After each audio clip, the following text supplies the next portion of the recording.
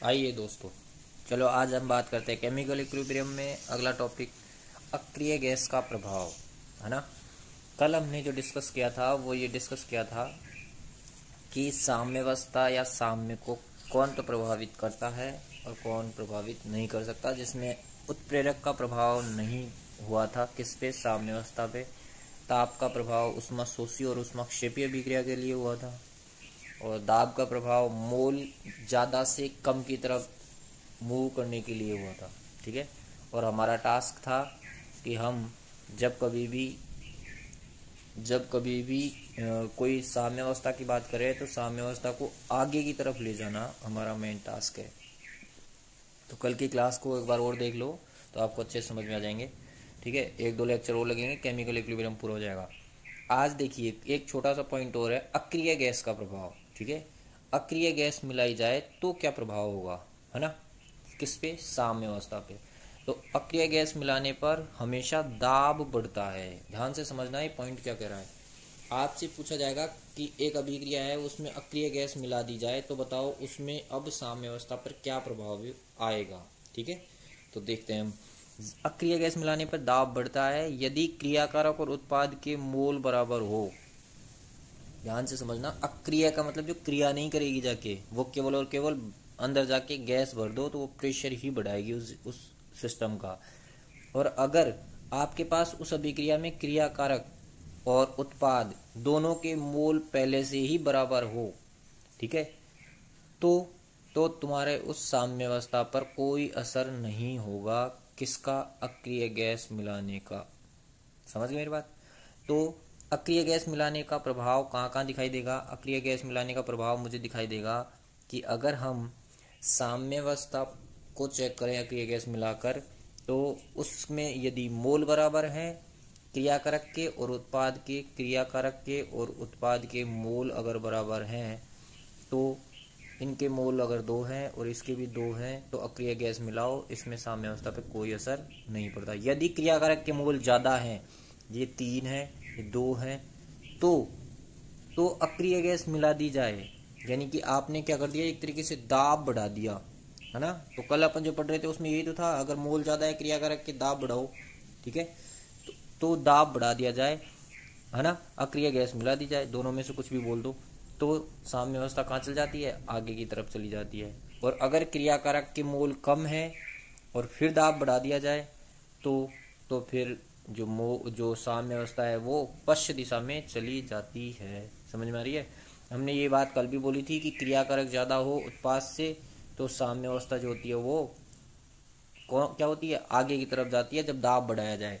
अब यहाँ दाब नहीं बढ़ाने की बोल रहे हैं, यहाँ तो हम कह रहे हैं कि अक्रिय गैस मिला दो। तो अक्रिय गैस मिलाने का पर्पज भी यही है कि उसमें हम क्या करना चाहेंगे, उसमें हम दाब ही बढ़ाना चाहेंगे नहीं। तो अब यही बात मैं आगे लेके चलता हूँ कि ये अक्रिय गैस का प्रभाव होगा।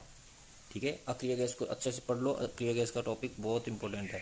ये क्वेश्चन आते हैं जहाँ मैं जो आपको यहाँ लिखा रहा हूँ, पढ़ा रहा हूँ, ये आपको बिल्कुल एज इट इज दिखेगा जेट में और आईसीआर में। समझ गए मेरी बात? जेट आईसीआर में ऐसे की ऐसे दिखेगा। तो आपसे रिक्वेस्ट कि आप इसको अच्छे से पढ़ के जाएं। ठीक है, और आप क्लासेस रेगुलर लगाएंगे जिससे अपना सिलेबस पूरा हो जाए। ठीक है, ओके। आप लोग इस जो क्लास लेते हो इस क्लास में कमेंट के साथ साथ मुझे लाइक और शेयर जरूर कर दिया करो, अपना चैनल थोड़ा वायरल हो जाए। ठीक है, तो किसी की हेल्प हो जाए तो अच्छी बात है ना। तो आप लोग उस पर भी थोड़ा कभी कभी ध्यान दे दिया करो, है ना। आगे बात करें साम्यावस्था पर उत्प्रेरक का प्रभाव। अब देखिए उत्प्रेरक का प्रभाव अपन ने शुरू में पढ़ लिया। क्या? साम्यावस्था पर उत्प्रेरक मिलाने पर कोई प्रभाव नहीं पड़ता। ठीक है, परंतु अगर धनात्मक उत्प्रेरक मिलाया तो वो जल्दी आ जाता है, साम्यावस्था जल्दी आ जाती है। और ऋणात्मक मिलाओगे तो साम्यावस्था लेट होती है, लेट यानी बाद में प्राप्त होती है, पर परिवर्तित नहीं होता। परिवर्तित का मतलब है अगर मान लो हम कहें कि उत्प्रेरक जो होता है वो मिलाया दिया जाए तो साम्यावस्था जो हमें मिल रही थी वो साम्यावस्था या तो थोड़ी देर में आएगी या जल्दी आ जाएगी। जैसे कि सपोज करें, आपने कल भी बोला था मैंने कि आप ऐसा करें, एक रिएक्शन लिखें आर और पी, है ना। अब मैंने ये बना दिया आर पी। अब यहाँ पे आई थी साम्यावस्था, आई थी क्या? ये साम्यावस्था थी, है ना। तो साम्य नहीं खिसकेगा। ये 5 मिनट में आ रहा है नॉर्मल में, तो धनात्मक मिलाओगे तो 3 मिनट में आ जाएगा, ऋणात्मक मिलाओगे तो 7 मिनट में आएगा। इसका मतलब मुझे समझ में आया, आर और जो पी लिखा है, ये आर और पी में जो साम्य अवस्था आती है, ये साम्य अवस्था या तो जल्दी आएगी या लेट आएगी, पर कम और ज़्यादा नहीं। मतलब कम और ज़्यादा का मतलब टाइम के अकॉर्डिंग कम ज़्यादा होगी, पर ऐसे नहीं है कि आगे खिसक जाएगा या साम्य अवस्था पीछे जाएगी। पहला एक कल भी हमने डिस्कस किया था, इसको वापस रिपीट कर दिया। ठीक है भाई, आइए अब बात करते हैं हम नेक्स्ट पॉइंट की, है ना। तो नेक्स्ट पॉइंट हमें क्या बोलता है, अब हम साम्य अवस्था नहीं पढ़ के क्या पढ़ेंगे, साम्य अवस्था स्थिरांक पढ़ेंगे। ठीक है, साम्य अवस्था स्थिरांक केवल, देखो साम्य अवस्था स्थिरांक क्या है, अभी स्थिरांक का मतलब आपको समझाऊंगा अगले पॉइंट में, अगले पेज पे। उससे पहले आप ये ध्यान दो कि साम्य अवस्था स्थिरांक एक कोई फिक्स अंक होगा। भाई अंक तो ऐसे होगा ना, स्थिर, स्थिर यानी जो बदलेगा नहीं, वो होगा अंक, यानी कि एक कांस्टेंट वैल्यू आएगी। ठीक है, तो साम्यावस्था स्थिरांक जो होता है वो किस किस से परिवर्तित होगा, किस किस से परिवर्तित हो सकता है, तो वो देखेंगे हम कि ये किससे परिवर्तित होगा और किससे नहीं होगा। देखिए अब इसको याद रखने का तरीका, साम्यावस्था स्थिरांक केवल और केवल ताप से प्रभावित होता है, न कि किसी के भाप से प्रभावित होता है। ये कंसेप्ट अच्छे से याद कर लो। क्या, केवल और केवल स्थिरांक केवल और केवल ताप से ही परिवर्तित होगा, न कि किसी के भाप से। मतलब अगर आपसे क्वेश्चन पूछा जाए, एक अभिक्रिया देते और उसमें पूछा जाए कि इसमें दाब बढ़ा दिया जाए, ठीक है, तो बताइए साम्यावस्था स्थिरांक आगे बढ़ेगा या पीछे आएगा, तो बिल्कुल सीधा सा आंसर है सर अपरिवर्तित होगा। उत्प्रेरक मिला दिया जाए अपरिवर्तित होगा, अक्रिय गैस मिला दी जाए अपरिवर्तित रहेगा। समझ रहे हो, ये तीनों चीजों में अपरिवर्तित होगा। किससे बदलेगा, केवल और केवल, केवल और केवल बदलेगा ताप से। किससे, ताप से, न कि किसी के भाप से। तो ये याद कर लो, साम्यावस्था स्थिरांक इक्विलिब्रियम कांस्टेंट किससे प्रभावित होता है, केवल और केवल ताप से प्रभावित होता है। ठीक है भाई, अब सुनिए, साम्यावस्था स्थिरांक जो है ये कितने प्रकार का होता है, ये 2 प्रकार का होता है, एक तो केसी और एक केपी। ठीक है, केपी और केसी, है ना। तो केपी क्या है, केसी क्या है, सी यानी सांद्रता और पी यानी प्रेशर, के एक कांस्टेंट होगा। तो सांद्रता के आधार पर स्थिरांक केसी होगा, दाब के आधार पर स्थिरांक केपी होगा। ठीक है, तो अब हम बात कर लेते हैं केसी कैसे ज्ञात करेंगे। ठीक है, तो आइए इस पॉइंट को लेकर चलते हैं आगे। देखो मेरे को यहाँ दिख रहा है केसी, दिख रहा है केसी साम्यावस्था स्थिरांक किसके आधार पे, सांद्रता के आधार पे होगा। तो मैंने देखो सांद्रता के लिए डब्बे बनाए हुए हैं, उत्पाद की सांद्रता, देखो ये डब्बा बनाया ना, एक बनाया हुआ है, क्रियाकारक की सांद्रता। तो क्या करें, कोई अभिक्रिया दे, उस अभिक्रिया में उन उत्पाद की सांद्रता को लिख लो बटे क्रियाकारक की सांद्रता को लिख लो और दोनों का भाग दे दो, आपके पास आंसर आएगा, वो आएगा साम्यावस्था स्थिरांक सांद्रता के आधार पे। देखिए क्या है, सपोज करें सी की सांद्रता आपने लिखी और यहाँ पे डी की सांद्रता लिखी, दोनों को करना है क्या, गुणा। क्या करना है, गुणा। फिर ए की सांद्रता, फिर बी की सांद्रता। अब ध्यान से समझते जाना, मैं क्या क्या समझाऊंगा। इसी पॉइंट में मैं एक और पॉइंट लेके आ रहा हूँ, क्या, कि अगर मान लो ऐसा नहीं हो, क्या नहीं हो, आपको जो बताया जा रहा है ऐसा नहीं हो अभिक्रिया में, और आपको मिले कि क्रियाकारक और उत्पाद की जो सांद्रता जो लिखी हुई है, ये सांद्रता आपको मिले, ए की मिले 2, बी की मिले 3, सी की मिले 1 और डी की मिले 4। अब देखना, अब क्या करेंगे, अब कैसे लिखेंगे केसी, तो उत्पाद लिखना है ना, उत्पाद की सांद्रता बटे क्रियाकारक की सांद्रता ये होती है, हमेशा उत्पाद ऊपर आता है, प्रोडक्ट हमेशा ऊपर आता है, आउटपुट हमेशा ऊपर लिखा जाता है, इनपुट हमेशा बटे में लिखा जाता है ना। तो बात कर ले अपन सी की सांद्रता, सी को डब्बे बनाओ, और ये जो मोल होते हैं ना, दिख रहे हैं मोल, ये जो मोल दिख रहे हैं, ध्यान से देखने की कोशिश करो, ये जो मोल दिख रहे हैं, इन मोल में ये जो 1 मोल है, इस मोल को पावर में लिख दिया जाता है। कहाँ लिख दिया जाता है भाई? इस मोल को कहाँ लिख देते हैं? पावर में लिख दिया जाता है। देखना, देखिए कैसे आया, देखो। 1 सी की पावर 1, डी की पावर कितनी आएगी? 4, ए की पावर कितनी आएगी? 2, और बी की पावर कितनी आएगी? बी की पावर कितनी आएगी? 3। समझ में आया? तो ये बन जाएगा नया फॉर्मूला जब हमें उसके दिए जाएंगे मोल। दे रखें, इसके दिए 2, इसके दिए 3, इसके दिया 1, इसका दिया 4 मोल। तो पावर में ऐसे लिख दिया जाता है। एग्जाम्पल्स में आपको बहुत बार रिपीट करेंगे तब आपको अच्छे समझ में आएगा, देखना। अब दूसरा आएगा कौन सा? दूसरा आएगा हमारे पास स्थिरांक कौन सा भाई? वो आएगा हमारे पास स्थिरांक Kp। ठीक है, Kp। तो देखिए Kp क्या कहता है। Kp के लिए भी अभिक्रिया लिख दिया आपने। अब आपको यहाँ पे P यानी प्रेशर देखना है। तो यहाँ पे ये क्या है? C। सबको माना कि ये गैस है, तभी तो प्रेशर आएगा। फिर दाब तो प्रेशर तो गैस का ही आता है। तो ये C, pressure of C multiply pressure of D बटे pressure of A pressure of B, यानी कि उत्पाद ऊपर लिखे थे और क्रियाकारक को नीचे लिख दिया। नहीं लिख दिया? तो इससे जो कैलकुलेट होकर आएगा वो क्या निकलेगा? वो Kp निकलेगा भाई साहब। क्या निकलेगा? Kp। फिर इंपॉर्टेंट सुनना, Kp हमारे बहुत ही कम काम में आने वाला पॉइंट होगा। ठीक है, Kp हमारे बहुत कम काम आएगा, जबकि Kc हमारे सबसे ज़्यादा काम आएगा।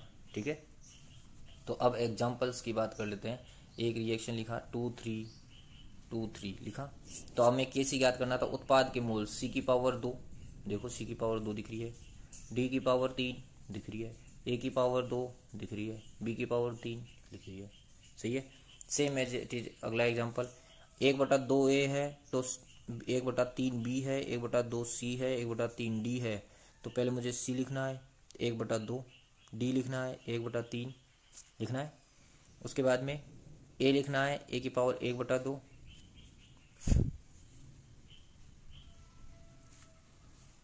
ठीक है, और B की पावर 1/3 है ना। तो ये हमारे पास आ जाएगा क्या? एक और फॉर्मूला आ जाएगा, नहीं आ जाएगा? तो अब मैं आपको ये फॉर्मूले के बेस पे ही सबको समझा रहा हूँ कि अगर ऐसे कैसे निकालेंगे। ठीक है, अब आगे चलते हैं, इससे रिलेटेड क्वेश्चन सॉल्व करेंगे अपन। बहुत सारे क्वेश्चन होंगे, फिर इसके बाद में Kp और Kc का संबंध देखेंगे, उन दोनों के बीच में क्या संबंध होता है वो पढ़ेंगे। ठीक है, उसके बाद में आगे के टॉपिक को पढ़ेंगे। देखिए, साम्यावस्था स्थिरांक, देखो बहुत सिंपल सा क्वेश्चन जो आएगा तो ऐसे कैसे आएगा? साम्यावस्था स्थिरांक, स्थिरांक बोल रहा है, स्थिर अंक। साम्यावस्था स्थिरांक किससे प्रभावित होता है? किससे प्रभावित होता है? किससे बताओ? केवल और केवल ताप से। बहुत सिंपल सा आंसर है। जबकि साम्यावस्था स्थिरांक नहीं लिखे, साम्य प्रभावित होता है। तो किससे प्रभावित होता है? साम्य, ताप से भी होता है, दाब से भी होता है, क्रियाकारक की सांद्रता से, उत्पाद की सांद्रता से, सबसे होता है ना होता। जबकि साम्यावस्था स्थिरांक ताप से, मुख्य रूप से दाब और उत्प्रेरक पर उस पर कोई प्रभाव नहीं पड़ता। साम्य प्रभावित नहीं होता, साम्यावस्था स्थिरांक नहीं है ये, साम्य है जो पहले पढ़ लिया, किससे? उत्प्रेरक से। सही है। जबकि साम्यावस्था स्थिरांक किससे प्रभावित होता है? केवल और केवल ताप से। समझ गए मेरी बात? अब देखिए अगला एग्जाम्पल को लेके चलेंगे, जल्दी समझ में आएगा बाकी का। देखिए, एक अभिक्रिया है N2 + 3H2 2NH3 में। अब उसने दे रखा है N2H2 और NH3 की सांद्रता क्रम से दे रखी है 2, 3 और 5। तो Kc ज्ञात करो। तो सांद्रता दे दी आपको। अब देखो, N2 क्या है? N2। 3 क्या है? H2। 3 H2 पहले से ही 3 है, अच्छी बात है। NH3 क्या है? 5, और इसके पास NH3 भी कितने हैं? 2। तो अब मैं इसका फॉर्मूला कैसे बनाऊंगा? NH3 का होल स्क्वायर, भाई 2 है तो स्क्वायर करूंगा, बटे N2 एक ही है, H2 का होल थ्राइस लिख दूंगा ना, 3। भाई समझ में आ रहा है? तो NH3 का होल स्क्वायर, NH3 का होल स्क्वायर का मतलब क्या हुआ कि NH3 है कितना? 5। बोलो है ना 5? बोलो 5 है, ये रहा 5, दिख रहा है 5। ये 5 मैं कहाँ लिखूंगा? यहाँ पे 5 का स्क्वायर कर दूंगा। फिर 3, दिख रहा है 3, 3 H2 है, सॉरी ये H2 कहाँ है? 3 है, तो 3 ये लिख दूंगा यहाँ, 3 का स्क्वायर कर दूंगा। और 2 जो है वो क्या है? n2, 2 का 2, 2 की पावर 1 लिख दूंगा नहीं लिख दूंगा। सेम एज इट इज़ मैंने यहाँ किया था जो आपको दिख रहा होगा। अब देखो अच्छे से क्या किया मैंने, 5 का स्क्वायर, 2 की पावर 1, 3 की पावर 3। अब सॉल्व कर लो, 5 का स्क्वायर 25, 2 की जगह 2, 3 3 9 27, सही है। तो हमारे पास आ जाएगा 25/54 और उसको सॉल्व करोगे तो आज लगभग आंसर आएगा आपके पास, जो भी आएगा वो उसके जगह, सही है। 25/50 तो मतलब 1/2 के लगभग आंसर आएगा। 1/04 गलत लिखा है, 1/2 के लगभग आंसर आएगा, मतलब 0.5 के लगभग, है ना। तो ये आपके पास आंसर क्लिक होगा। अगला एग्जाम्पल देख लो, सेम टू सेम एग्जाम्पल है ऐसे कैसे। आंसर क्वेश्चन ये है, देखा है क्वेश्चन। इस प्रश्न में देखने पर मुझे समझ में आ रहा है कि इस प्रश्न में देखिए ये अभिक्रिया है, मैं इनका स्क्वायर करूंगा, ये लो इस एक का देखो यहाँ पे सी की 1/2 लिखूंगा, ये लिखा हुआ है। डी के ऊपर 1/3 लिखूंगा, लिखा हुआ है। ए की पावर 1/2 लिखूंगा, लिखा हुआ है। बी की पावर 1/3 लिखूंगा, लिखा हुआ है। अब इनकी सांद्रता दे रखी है, ए की 4, बी की 27, सी की 9, डी की 64। 64 की पावर 1/3, 9 की पावर 1/2, 4 की पावर 1/2, 27 की पावर 1/3 दे रखी है ना। अब ये एग्जाम्पल ऐसा सेट है कि इसमें हमें क्या निकाल लेना है, वर्गमूल, है ना। तो हम कितना निकालेंगे, 9 का वर्गमूल 3, भाई 1/2 लग रहा है ना। 64 का वर्गमूल नहीं कि घनमूल निकालेंगे तो 4 चौक 16, 16 4 64, 4 आंसर आ जाएगा ऊपर। फिर 4 का 1 2, फिर 27 का कितना आएगा 3, ये लो साहब 3, तो काट लो, 3 से 3 उड़ जाएंगे, 2 से 2, 2 से 2, आंसर इतना आएगा 2। तो ये आंसर हमारे पास आ जाएगा क्या, 2, है ना। तो ये देखना अब इसका आंसर ये रहा आपके पास 2, सही है। Same as it is PCl5 वाला एग्जांपल को ले लो। PCl5 में भी हमारे पास ऐसे ही कुछ आंसर आएंगे। तो देखिए PCl5 क्या बोलता है, देखो आइए PCl5 बोलता है, क्या बोलता है। PCl5 PCl3 Cl2 की सांद्रता 0.5 है, 0.5 है ना, सब एक एक मोल है। 0.5 एक बार 0.5 से एक बार 0.5 उड़ा दो, बचेगा क्या 0.5। अब देखो मोल प्रति लीटर लिखूंगा ही मैंने आपको कल भी बोला था कि सांद्रता की यूनिट क्या होती है, मोल प्रति लीटर होगी या मिलीलीटर प्रति लीटर होगी, ग्राम प्रति लीटर होगा, यही होगा कुछ। फिर अगला एग्जांपल देखो, H2I2 2HI का स्क्वायर कर दो। H2 ऐसे कैसे, I2 ऐसे कैसे, सांद्रता दे रखी होगी, इसने यहाँ पे लिखी नहीं है तो वो मैं आपको, देखो ये कितनी थी, ये थी 1, ये थी आधी, ये भी आधी। 1 का स्क्वायर आधा इंटू आधा, सही है। तो आप इसको 1 का स्क्वायर करेगा तो 1 का 1 ही आएगा, ठीक है। पॉइंट को हटाओ, 0.5 हटाओ, ऊपर 100 हो जाएंगे। 100/5 इंटू 5 25 हो जाएंगे। 100/25 आंसर आ जाएगा 4। बस मैथ है, उसके बाद में और कुछ नहीं है इसमें। कंसेप्ट आपको समझ में आ गया होगा, ठीक है। बहुत सिंपल से क्वेश्चन होंगे। फिर KClO3 की देख लो, इसमें क्वेश्चन आपको दे रखा है, इसमें आपको क्या करना है, KClO2 का होल स्क्वायर, क्योंकि ये 2 लिखा है भाई, जहाँ 2 लिखा हुआ है आप 2 लिख देंगे उसमें, है ना। बहुत सिंपल कंसेप्ट होता है, जब समझ में आ जाना चाहिए एक बार। ये देखो KClO2 का स्क्वायर, O2 का वैसे वैसे, Cl3 का होल स्क्वायर। अब इसमें आपको लिखना है क्या, KClO3 लिखना है 0.5, KClO2 लिखना है 0.5 और O2 लिखना है 1, सही है। तो ये तो पॉइंट आधा है, ये आधा है और ये 1 है, सही है। तो इसमें आप सॉल्व करेंगे तो आपका आंसर आ जाएगा, मैथ करके सॉल्व करके देख लो, सही है। कोई भी रिएक्शन हो उसकी कंसंट्रेशन आपको मिल जाए तो आप उसका क्वेश्चन को सॉल्व करके आंसर निकाल सकते हो, बस मैथ चाहिए यहाँ थोड़ी सी। 2a + b c + 2d, d का स्क्वायर हो जाएगा, c वैसे वैसे रह जाएगा, a का स्क्वायर हो जाएगा, b का वैसे वैसे रह जाएगा। तो अब इसकी सांद्रता लिख लो, d की मोल दे रखें, मोल लिखो, आपके पास आंसर क्लिक हो जाएंगे, क्या आंसर आएंगे। तो a की सांद्रता ये रही, b की ये रही, c की ये रही, d की ये रही। आगे नहीं है क्या, यहाँ तक समझ में आ रही है। आगे चलते हैं अब। Kp देखो, P के लिए आपको दे रखा है बंदे ने, प्रेशर दे रखा है, बिल्कुल सिंपल है। वही पावर लगाएंगे अपन, C की पावर 1/2, C की पावर कितनी लिखी है 4, 4 की पावर 1/2 लिखा है ना। ऐसे ही ये ABCD की प्रेशर लिखा है ना, CDPAB सबकी पावर लिखी हुई है, सबको सॉल्व करो, आपके पास आंसर आ जाएगा 0.125। ये 1/8 इसको परसेंट में निकाल लिया तो आपके पास 0.125 आंसर आ जाएगा। इन क्वेश्चंस पे मुझे ज़्यादा देर नहीं रुकना है, आपको क्वेश्चन सॉल्व करने हैं, ठीक है। ये क्वेश्चंस आपको सॉल्व करने के लिए है, ठीक है भाई। आगे चलो, सेम एज इट इज, साम्यावस्था स्थिरांक किससे प्रभावित होता है, ये तो आपने सॉल्व कर लिया ना। देखिए कहाँ गए अपन, यहाँ गए। अब देखो, अब कुछ पॉइंटों को यहाँ देखते हैं। जैसे अगर कहीं पे मुझे गैस एलिमेंट नहीं दिया हुआ हो तो क्या करेंगे, तो फिर हम उसकी सांद्रता को 1 मानेंगे। ध्यान से समझना क्या कह गया मैं कह रहा हूँ, अगर सांद्रता आपको क्या दी जाए, सांद्रता आपको क्या दी जाए, सॉलिड की दी जाए, जैसे CaCO3 कैल्शियम कार्बोनेट सॉलिड होता है ना, तो इसकी सांद्रता वो देगा भी नहीं और उसे आपको 1 माननी होती है।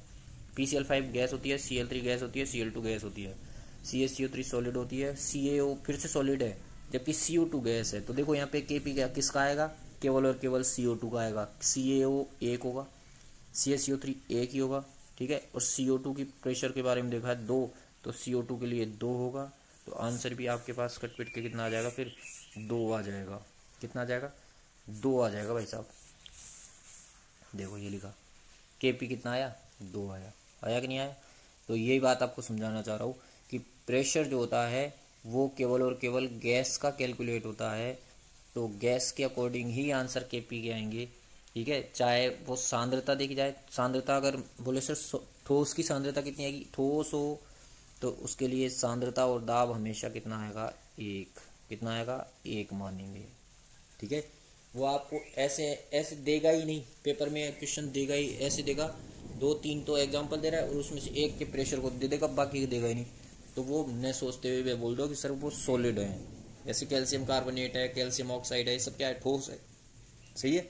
ऐसे करके हम उसको सॉल्व कर सकते हैं Kp और Kc के क्वेश्चंस। अब आप कहाँ पहुँच चुके, अब आप केमिकल इक्विलिब्रियम में पहुँच चुके, सांद्रता निकालना सीख गए, कंसंट्रेशन कांस्टेंट कैलकुलेट करना सीख गए।